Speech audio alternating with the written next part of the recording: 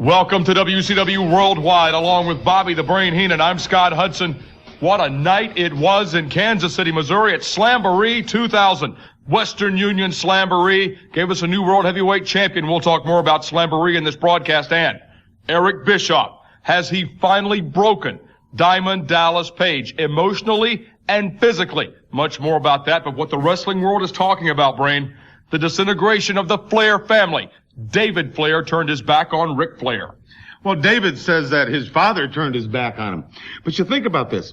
Russo and Bischoff, they're getting into people's lives. Bischoff is getting into Diamond Dallas's life. He's caused a huge split between him and his wife. Russo has gotten into the Flair family. Huge split between Ric Flair and his son. This is serious business we're dealing with here right now. The new blood wreaking havoc in World Championship Wrestling. Much more about that later in this broadcast. Right now, we send it to Mike Tenay and Tony Schiavone. And thanks very much, Scott Hudson, Bobby the Brain Heenan, Tony Schiavone. 3 big matchups here on WCW Worldwide this week, including the newly formed tag team of Tank Abbott and Rick Steiner. But you can better believe Tank Abbott and Rick Steiner are not looking to wrestle in WCW. They are looking to fight and to knock people out. This is a very scary duo. Look forward to seeing them later on. Also on Worldwide, Kurt Hennigan one-on-one competition, as well as the Cat, who's standing by right now with Mean Gene Okerlund. Gene? All right, thank you very much, guys. My guest this week here on WCW Worldwide is a man by the name of Ernest the Cat Miller. And it is strange, Mr. Miller, that these days, every time I see Eric Bischoff, I see Ernest the Cat Miller. Enough of that BS. Okay, listen, don't worry about me and Eric, okay? You need to concentrate right here on me. I'm the new man in town. You know what I'm saying, Mean Gene? Your beady bloodshot eyes, man, I'll rip you apart.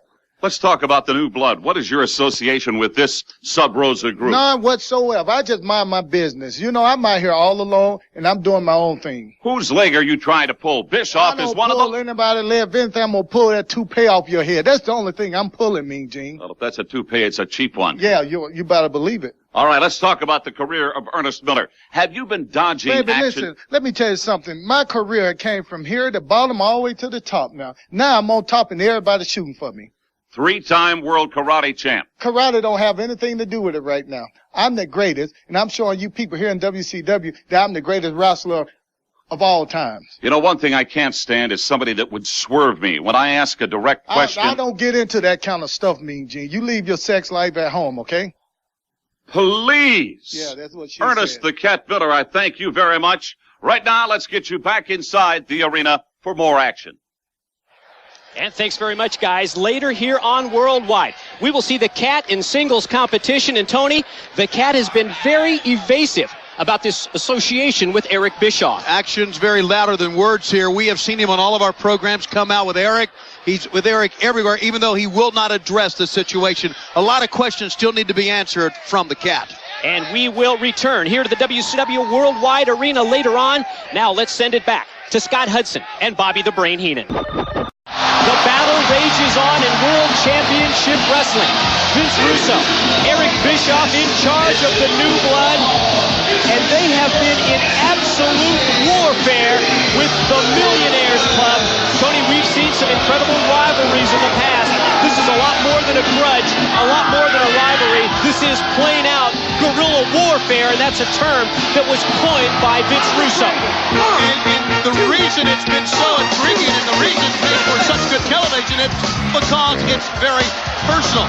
The new blood under Russo and Bischoff have made the stand, Mike, and they have made the stand on a personal level. Trying not only to win men, but trying to oust guys like DDP, like Terry Bollea, a.k.a. Hulk Hogan, like Ric Flair. And they have come out on a physical level and an emotional level, and they've been very, very successful in the past month. As the Cat makes his way to the ring for one-on-one competition with P.W. Douglas this week on Worldwide. Tony, you mentioned earlier about the many questions that are prevalent in WCW. Well, I have a couple of them for you.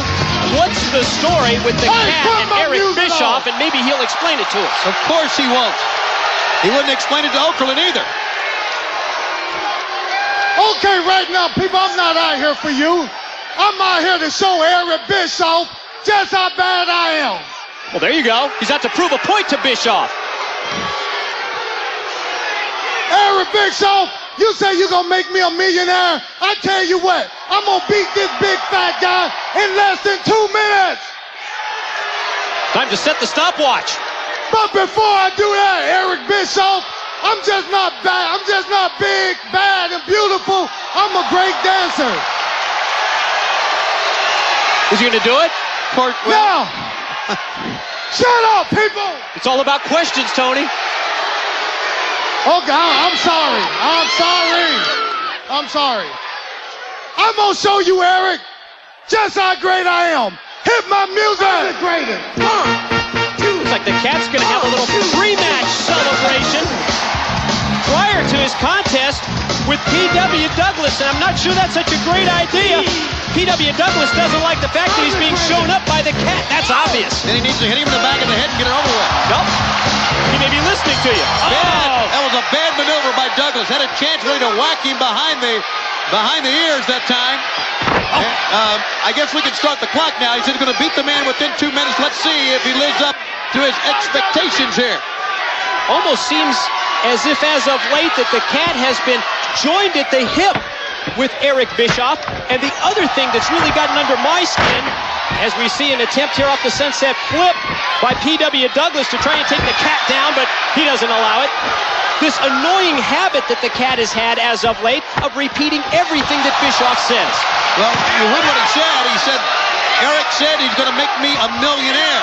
Well, Eric has done that throughout his career in WCW. He's certainly made a lot of money for a lot of the wrestlers in WCW, and let's see exactly if the Cat is in his plans. I don't know what the plans are. I tend to believe there is some grand design that is something we really haven't touched on yet, although we've been talking a lot about what's next for the new blood. Well, the clock continues to tick, and P.W. Douglas came back in from outside the ring, and he came back in with an offense until he was stopped by the Cat mid-move. Oh, what a standing sidekick by the Cat. Gets one, gets two, and you know what? He did it. David Fincher's got the clock on him. And he says, yes, under 2 minutes. The Cat living up to his word this time. And sends Douglas on the outside. Hold on now. Cut my music off. Eric Bischoff, listen up. Ladies and gentlemen, the time of the match, 2 minutes and... Oh, it's been running a little quick. 1 minute, 57 seconds. You did it. Oh, Penzer gave us the sign that he had done it. I think he was intimidated by the Cat. Was it under 2 minutes? Well, Penzer thinks it was, but I think it may have been intimidation. Big mistake by Douglas to try early on just to grab him. He should have hit him right there. But from that point on, within 2 minutes, under 2 minutes, it was all the Cat. The Cat has been more than decisive. The Cat has been phenomenal. What a standing sidekick that rocked the jaw of P.W. Douglas. And there's your winner, the Cat, Ernest Miller. And now we are going to send it back to the studio. Bobby the Brain Heenan, Scott Hudson, take it away, guys. Thanks a lot, guys. More exclusive action right here. You'll see it only on WCW Worldwide. Brain, as we go through the next few weeks leading to the Great American Bash, June 11 in Baltimore, the question is on everyone's mind. What is the mental status of the Nature Boy, Ric Flair? Boy, that's a jump ball. I saw him so emotional on Nitro recently. I've never seen him like that. I've managed the man. I've known the man since he started. I've known the man over 25 to 30 years. I know how much he loves his family. I know the importance of family life to him. I know the importance of wrestling to him. Wrestling is in his blood. It's in his veins. But boy, I don't know what he's going to do. I really don't.